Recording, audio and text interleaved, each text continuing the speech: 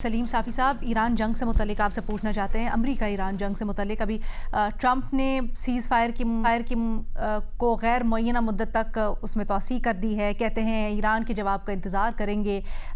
Iran ने मुज़ाकरात को अमरीकी नाकाबंदी के ख़ात्मे से जोड़ दिया है। आप इन मामलात के ऊपर क्या राय रखते हैं? क्या इत्तलात हैं आपकी? क्या कोशिशें तो हो रही हैं, लेकिन मुज़ाकरात की मेज़ के ऊपर दोबारा लौटा जाएगा? इम्कान तो उसका मौजूद है और पाकिस्तानी हुकाम को तो यकीन है, इसीलिए इस्लामाबाद में सिक्योरिटी के इंतज़ामात वो बदस्तूर उसी तरह हैं जिस तरह के पिछले 4-5 दिन में रहे। लेकिन असल जो इस वक्त तनाज़ा मौजूद है वो नाकाबंदी का है और ईरानियन शिप का है, जिसको अमेरिका ने अपनी तहवील में ले लिया है। और ईरानियों ने ये मुतालबा सामने रखा है कि जब तक नाकाबंदी ख़त्म नहीं की जाती और उनका शिप वापस नहीं किया जाता तो वो मुज़ाकरात की मेज़ पे नहीं जाएंगे। और पाकिस्तान कोशिश कर रहा है कि किसी तरीके से अमेरिकन को इस पे कन्विंस कर लें कि वो उनके इस मुतालबे को मान लें। तो अगर तो उसमें वो कामयाब हो गए, जंगबंदी का मुतालबा तो डोनाल्ड ट्रंप ने पाकिस्तान का मान लिया है और उसको इस मरतबा उन्होंने मुज़ाकरात तक एक्सटेंड कर लिया है। कोई फ़िक्स डेट भी नहीं दी है बल्कि मुज़ाकरात से मुंसलिक कर दिया है। तो अमेरिकन का तो मुज़ाकरात का मूड भी है। तो अगर पाकिस्तान ईरान के लिए कुछ रियायतें दिलवाने में कामयाब हो गया तो उसके बाद मुझे मुज़ाकरात यकीनी नज़र आते हैं। सर एक चीज़, लेकिन अगर सर अभी आप जिस ट्वीट का हवाला दे रहे थे, जिस सोशल मीडिया पैगाम का हवाला दे रहे थे ट्रंप के, इसमें तो वो दावा करते हैं ट्रंप कि ईरान की हुकूमत के अंदर बहुत सारी दरारें हैं और उन्होंने ये मोहलत इसलिए दी है ताकि एक कोई कंसोलिडेटेड रिस्पांस आ जाए ईरान की तरफ से। इसका तज्जिया तबसरा कैसे करते हैं आप? नहीं, ये तो ईरानी सिस्टम में ये आज से नहीं है, बहुत पहले से हैं और उनके ताकत के कई महवर हैं।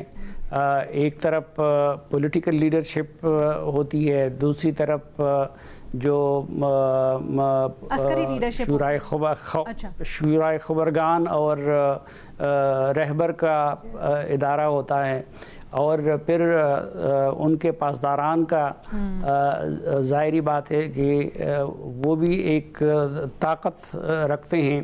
और ये कहा जाता है कि आजकल के दिनों में पासदारान और भी ज़्यादा मजबूत हो गए हैं और पॉलिटिकल लीडरशिप की से निस्बतन कम हो गई है। तो वो अपनी जगह पे मौजूद है, लेकिन ये मुतालबा वो तो उनके पॉलिटिकल लीडरशिप हो सकता है कि वो जनरेट हुआ हो पासदारान की तरफ से, लेकिन इस वक्त तो पॉलिटिकल लीडरशिप और पासदारान सब वो एक ज़ुबानी बोल रहे हैं। और ट्रंप का ये कहना कि जी वो एक पेज पे नहीं है, वो उनके अंदरूनी निज़ाम में है कि कौन असरअंदाज होता है और कौन नहीं होता। क्योंकि सर वो कहा जा रहा था ना कि मुश्तबा खामनेई के आने के बाद हार्डलाइनर सोच या सख्त सोच ज़्यादा हावी आती है। क्या इसमें आपको, अगर मुख्तसरन बिल्कुल बता सके, मुझे बड़ी जल्दी आगे मूव करने का कहा जा रहा है, क्या आपको लगता है कि मुश्तबा खामनेई के आने के बाद सख्त की सोच का गालिब आने का जो एक थेरी पेश की जा रही है उसमें वज़न है? जी बिल्कुल, मुझे उसमें वज़न नज़र आता है। एक तो ज़ाहिरी बात है कि रहबर के साथ गैर मामूली अक़ीदत है ईरानी लोगों की, और जब उनको शहीद किया गया तो उसकी वजह से पूरी ईरानी सोसाइटी वो जज्बात उनके यहाँ हावी हो गए हैं।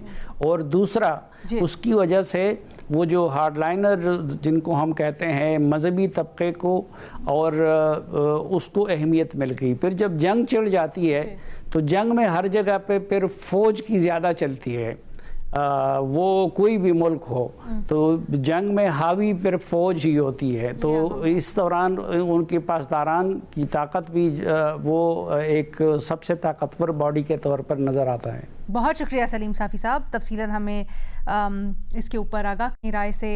उमर चीमा साहब की तरफ बढ़ते हैं। चीमा साहब, आपसे भी अमरीका ईरान जंग से मुतल्लिक सवाल हो रहा है। ये पूछा गया है कि बातचीत के लिए लचक का दबाव अब ज़्यादा किसके ऊपर है, ईरान के ऊपर या अमरीका के ऊपर? अलीना, मैं फ्रैंकली इस बात को अभी तक अंडरस्टैंड करने की कोशिश कर रहा हूँ, और वजह यह है कि जिसको एक वजह बनाया गया है कि जिस वजह से मुज़ाकरात नहीं हो रहे, वो ब्लॉकेड है कि जो ईरानी बंदरगाहें हैं उनका ट्रम्प की फौजों ने, नेवी ने घेराव किया हुआ है। लेकिन आज मैं फाइनेंशियल टाइम में एक स्टोरी पढ़ रहा था और उसमें उन्होंने एक ट्रैकिंग कंपनी के रेफरेंस से बात बताई है कि इस ब्लॉकेड के बावजूद ईरान के 34 जहाज उधर से गुजरे हैं। तो इसका क्या मतलब है? या तो ब्लॉकेड इनफेक्टिव है या फिर है ही नहीं है कि ट्रम्प ट्वीट की हद तक कह रहा है, लेकिन वो पता नहीं अपनी कोई डोमेस्टिक ऑडियंस को बता रहा है, लेकिन ईरानियों को भी पता है कि अगर उनके जहाज आ जा रहे हैं, और ये किसी फर्द का दावा नहीं है, ट्रैकर जो है कि उन्होंने वो सारे सिस्टम को देख रहे होते हैं कि नेविगेशन के हवाले से, तो उनके हवाले से ये रिपोर्ट आई है। अगर मैं इसको दुरुस्त मान लूं तो फिर इसमें क्या वजह क्या है, यानी कि मुज़ाकरात क्यों नहीं हो रहे? यानी कि जो हमें वजह बताई जा रही थी वो तो ब्लॉकेड की है। तो अगर आपका सारे जहाज भी गुजर रहे हैं तो वो अपनी सियासत में रहले अपनी जगह पे कर रहा है, तो मुझे इसमें कोई समझ नहीं आ रही एक बात की। दूसरा ये है कि ईरान में यानी कि इस टाइम ना पावर सेंटर बहुत ज्यादा है कि इवन एक तो हम ओवरऑल एक उधर की एस्टेब्लिशमेंट की बात करते हैं कि उनकी जो एस्टेब्लिशमेंट है बड़ी स्ट्रांग है, पॉलिटिकल लोग जो हैं वो आगे उनके इम्प्लीमेंटर हैं, वो कोई डिसीजन मेकर नहीं है। लेकिन इवन जो उधर की एस्टेब्लिशमेंट है जिसको हम पाकिस्तानी इनकलाब भी कहते हैं, उनके अंदर भी दो ग्रोह हैं। यानी कि एक जैसे ये कालीबाग जो है वो इधर आए थे, लेकिन इनके ये वो लोग हैं कि जो एक चीजों को प्रैग्मेटिकली भी देखते हैं, और दूसरे जो है उनके अंदर भी एक यानी कि उनकी लेयर्स में भी एक और हार्ड लाइनर है। अच्छा। जो कि इस चीज को भी नहीं मानते। उनका ये ख्याल है कि इससे उनकी पोजीशन वीक होगी, अगर वो मुज़ाकरात की तरफ जाते हैं तो बेहतर यह है कि वो लड़ें, इससे उन्हें एक पॉपुलैरिटी मिलेगी। आई डोंट नो कि इसका एंड क्या होगा। उसका एंड तो फिर मुझे ये लगता है कि फिर जंग जो है वो किसी मंतकी नतीजे पे पहुंचेगी। मंतकी नतीजा ये होता है कि जो लड़ने वाली तरीक है उनमें से एक जो है उसको मुकम्मल तौर पे शिकस्त हो जाए, उससे पहले वो खत्म नहीं होती। अल्लाह करे इन्हीं सूरत हाल उधर तक ना जाए। शहजाद इकबाल साहब से सवाल करते हैं। बड़ा इंटरेस्टिंग एक सूरत हाल पाकिस्तान में है जिससे मुतालिक पूछा जा रहा है। देखा गया है कि ईरान अमेरिका जंग में पाकिस्तान में ईरानी करेंसी की मांग बढ़ गई है। लोगों ने बड़ी तादाद में ईरानी करेंसी रियाल लेना शुरू कर दिया है और इसकी वजह से कहीं कहीं शॉर्टेज भी हो गई है। शहजाद साहब, ये इस रुझान की वजूहात ऑब्वियसली, और इसके ऊपर आपकी राय क्या है? बड़ा इंटरेस्टिंग सवाल है, और मुझे इससे ये याद आ गया जब इराक वॉर हुई थी तो मेरे कुछ दोस्त थे वो भागे थे इराकी करेंसी लेने के लिए। अच्छा। I was very young at that time. मैंने भी पता नहीं कुछ हजार रुपए के पता नहीं कितने लाखों ले लिए थे इराकी करेंसी, और बाद में उसका कुछ नहीं हुआ। मेरे ख्याल से पड़े गल गए होंगे शायद, क्योंकि वो कभी बिके नहीं इसके बाद। अच्छा, पाकिस्तान में जो ट्रेंड देखा जा रहा है वो दुनिया से बिल्कुल मुख्तलिफ है। दुनिया में जो US डॉलर के मुकाबले में ईरानियन रियाल जो है उसमें डिक्लाइन आया है, वो गिरा है। लेकिन पाकिस्तान में ये बात दुरुस्त है कि वो बढ़ा है, बल्कि कुछ अंदाजों के मुताबिक 4 गुना बढ़ गया है। जब ये जंग शुरू हुई थी उससे पहले आपको 2500 में 10 मिलियन ईरानी रियाल मिल जाते थे। आज कहा जा रहा है कि 10,000 रुपए में आपको वो ईरानी रियाल मिल रहे हैं, 10 million.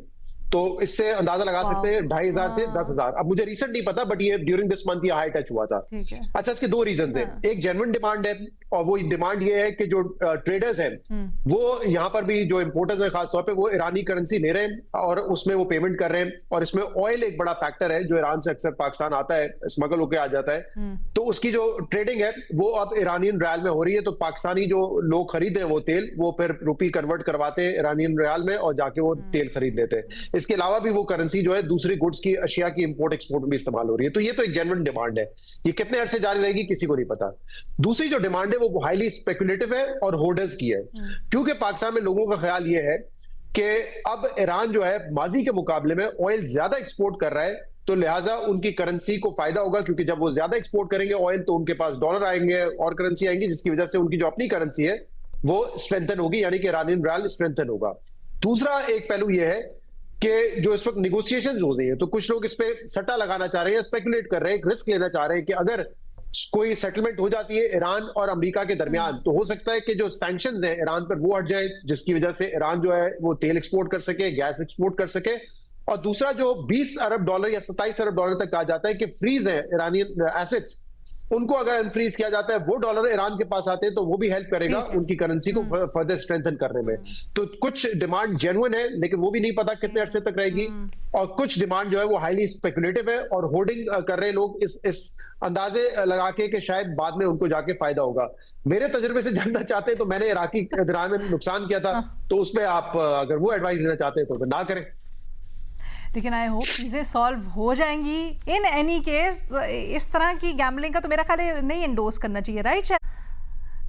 At your own risk, I think. At your own risk. अगर आपके पास बहुत सारा फालतू पैसा है और आप बिल्कुल स्पेकुलेटिव एक रिस्क लेना चाहते हैं तो फिर आप ले लें, आपकी मर्जी। बट अगर आप ये समझ रहे हैं कि मैं शहजाद इकबाल साहब के तजर्बे पे आप जाना चाहते हैं तो फिर मत लें जी। Thank you so much Shahzad. अच्छा जी रीमा, खैबर पख्तूनख्वा में एक बिल पास हुआ है गदागरी की यानी बेगरी की रोकथाम के लिए। इसमें एक बार करने पे वार्निंग दे के छोड़ा जाएगा, और अगर दूसरी बार पकड़े गए तो 1 साल तक कैद हो सकती है। ये मौसर साबित होगा बेगरी को रोकने के लिए? पेश हुआ है अभी, सिर्फ ये तजावीज़ हैं।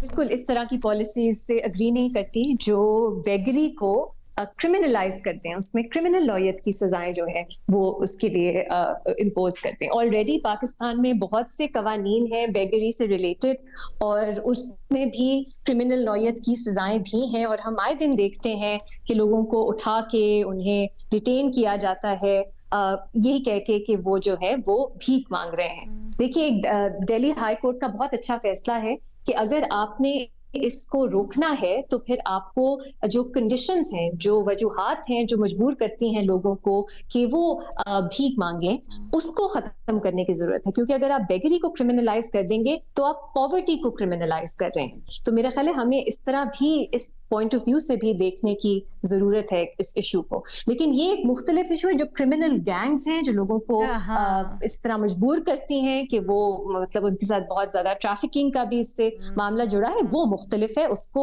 डील करने का मुख्तलिफ तरीका होना चाहिए। लेकिन अगर लोग मजबूरी में या जो भी उनकी वजूहात हैं उसकी वजह से वो भीख मांग रहे हैं, क्रिमिनल नौयत की सजाएं जो है ये इसका हल नहीं है। मैंने अभी बिल पढ़ा नहीं है, लेकिन जो रिपोर्ट हो रहा है उसकी बेसिस पे मैं कह रही हूँ। Absolutely. Thank you so much Reema.